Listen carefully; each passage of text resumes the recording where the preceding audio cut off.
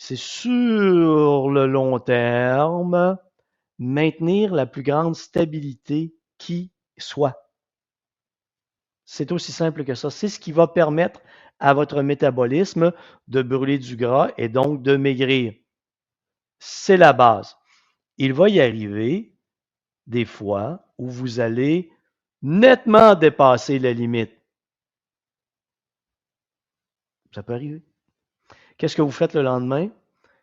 Ben, vous n'allez pas à l'inverse. Vous n'allez pas vous priver de nourriture et vous entraîner davantage pour créer un écart monstre entre les deux. Si vous avez dépassé, vous allez revenir à votre plan de base que je vous ai donné. Si vous ne faites pas ça trop souvent, votre métabolisme va tout simplement l'oublier. C'est une manière de parler. Il n'y aura pas d'impact sur votre métabolisme. Mais si vous faites ça à tous les 2 jours, ben, vous comprenez que ça ne fonctionnera pas. Donc, la première partie, c'est d'avoir la plus grande stabilité au niveau de votre alimentation possible. Et ça ne veut pas dire d'être parfait.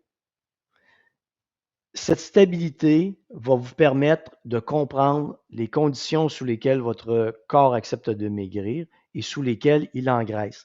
Quand vous comprenez ça, c'est que vous êtes en contrôle de la perte de poids. Par la suite, c'est le choix que vous allez faire personnellement, de suivre le plan ou de l'oublier, de repartir dans l'autre sens.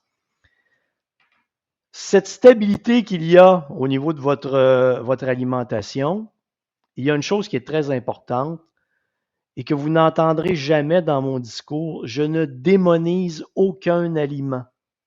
Selon moi, il n'y a pas un aliment qui fait engraisser et il n'y a pas un aliment qui fait maigrir. C'est un contexte global. Le contexte, c'est